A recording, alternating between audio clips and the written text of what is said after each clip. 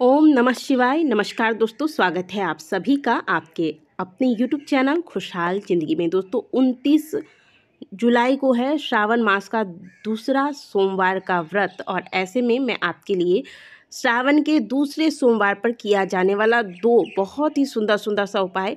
पहला उपाय जो कि सुबह आपको करना है, सुबह के पूजा के दौरान। दूसरा आपको शाम के समय करना है। और यकीन मानिए, इस विधि से यदि आप महादेव की पूजा करते हैं तो यह विधि आपके पूजा को सामान्य से विशेष बना देता है, और फिर आपको अलग से कोई उपाय करने की भी आवश्यकता नहीं पड़ेगी। यदि आप इस विधि से महादेव की पूजा इस श्रावण के दूसरे सोमवार में या फिर श्रावण में पड़ने वाले दूसरे सोमवार या फिर अगर आप प्रतिदिन भी जल्दी उठें, तो स्नान करें ही क्या, स्नान के महादेव की हल्का रंग का वस्त्र धारण करें, हरा पीला। तो चलिए वीडियो को क्रीम कलर धारते हैं, धारण करके महादेव के मंदिर जाए। जैसा कि आपने वीडियो के आरंभ में देखा, 2 लोटा जल लेकर आज के दिन आप महादेव के मंदिर जाइएगा। 2 लोटा जल जो आप लेंगे, इसमें आपको गंगा जल डालना है और एक एक बूंद इसमें आप इत्र डाल दीजिएगा। इत्र जो है वह गुलाब का हो तो ये अच्छा होगा, और अगर इत्र ना मिले तो आप केवल गंगा जल और कुछ पत्तियां गुलाब की इसमें डाल दीजिए। महादेव के मंदिर जाइए, महादेव के शिवलिंग के दर्शन कीजिए, और फिर जो 2 लोटा जल आप लेकर गए हैं, इसे आप माता अशोक सुंदरी वाले स्थान से चढ़ाते महादेव के शिवलिंग पर लाएं, और दोनों लोटा जल एक साथ 2 हाथों में लेकर महादेव के शिवलिंग पर आपको जलाभिषेक करना है। स्कंद पुराण में वर्णित श्रावण महात्म के कथा के अंतर्गत स्वयं महादेव ने कहा है कि जलाभिषेक से महादेव अत्यंत प्रसन्न होते हैं, और ऐसे भक्त महादेव को अत्यंत प्रिय होते हैं। जल चढ़ाते वक्त ध्यान रखिएगा आपका मुंह उत्तर दिशा की ओर हो, और कोशिश कीजिए कि थोड़ा सा झुककर या बैठकर यह जल चढ़ाया जाए। मैंने जहाँ पर पूजा किया था वहाँ पर बैठने की व्यवस्था नहीं थी, तो मैंने थोड़ा सा झुककर फिर इस तरीके से जल चढ़ाया है। आप भी अपने मंदिर में जिस प्रकार की व्यवस्था है उस हिसाब से इस तरीके से जल अवश्य चढ़ाइएगा श्रावण के दूसरे सोमवार में। इससे आपको महादेव के ज्योतिर्लिंग पर जो आप ले जाकर कांवर में भर के जल चढ़ाते हैं वही फल प्राप्त होगा। तो ये कार्य कीजिएगा। इसके बाद आपको क्या करना है, जल अर्पित कर दिया आपने, फिर आप पीला चंदन लें और पीले चंदन से महादेव को त्रिपुंड लगाएं। अब देखिए, आपके पास यदि पीला चंदन नहीं है तो ऐसे में आप सफ़ेद चंदन का भी प्रयोग कर सकते हैं। महादेव के पूजन में तीनों चंदनों का प्रयोग किया जा सकता है। महादेव को त्रिपुंड धारण कराएं। इसके बाद आप महादेव के शिवलिंग पर 108 अक्षत के दाने चढ़ाएंगे, और 1 चुटकी काली तिल्ली यानी कि काला तिल आपको अर्पित करना है। इसके बाद बेलपत्री, अगर आपको बेलपत्री ना मिले तो आप जैसे कि देख सकते हैं, सावन का महीना है, शिव मंदिर है, आपको बेलपत्र ना मिले ऐसा संभव ही नहीं है। तो मंदिर में पड़े हुए बेलपत्र को उठाइए, इसे धोइए, सुंदर से इसमें चंदन का लेप कीजिए, और एक एक बेलपत्र ओम नमः शिवाय बोलकर अर्पित कीजिए।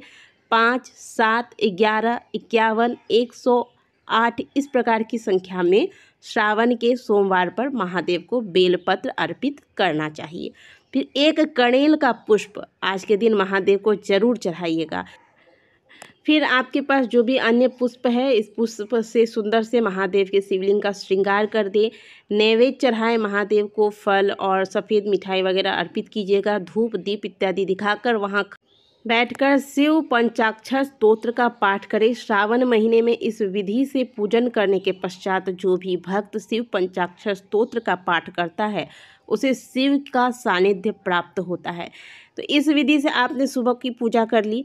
अब शाम के समय आपको क्या करना है, आपको ले लेना है मंदार के पुष्प।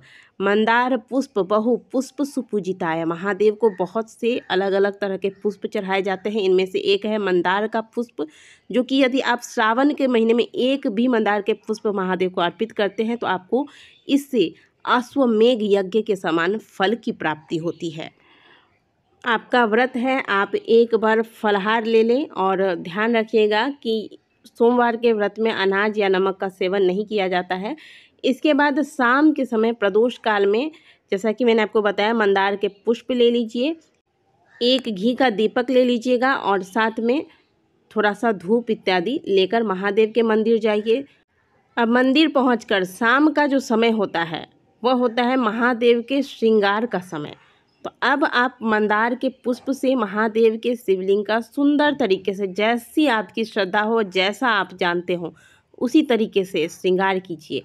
और यदि आपको मंदार के पुष्प नहीं मिलते हैं तो कोशिश कीजिएगा एक भी अगर मिल जाए तो एक पुष्प लें, और अन्य दूसरे पुष्प जैसे आप कनेल के पुष्प से भी महादेव का श्रृंगार कर सकते हैं, या फिर सफ़ेद अन्य पुष्प जो जैसे कि हार श्रृंगार का, बेला का पुष्प, ये पुष्प महादेव को अर्पित किए जा सकते हैं। इस प्रकार से महादेव का श्रृंगार कर दीजिए।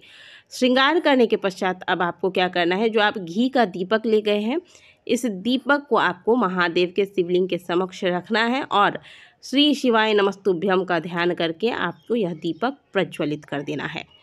यदि मंदिर में किसी ने दीपक लगाया है और वो बुझा हुआ है तो उस दीपक को आप यदि पुनः प्रज्वलित करते हैं तो इससे भी आपको फलों की प्राप्ति होती है। तो ये कार्य जरूर कर लीजिएगा यदि आपको बुझा हुआ दीपक दिख जाए तो।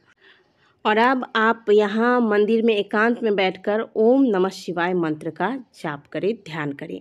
तो इस साधारण लेकिन बहुत ही विशेष विधि से यदि आप महादेव की पूजा सावन के दूसरे सोमवार पर करते हैं, प्रातःकाल की पूजा और शाम की पूजा, मैंने दोनों विधि बताई आपको, इस विधि से यदि आप इस पूजन को करते हैं तो यह सावन के सोमवार की विशेष पूजा विधि आपके समस्त मनोकामनाओं को पूरी करने वाली विधि है।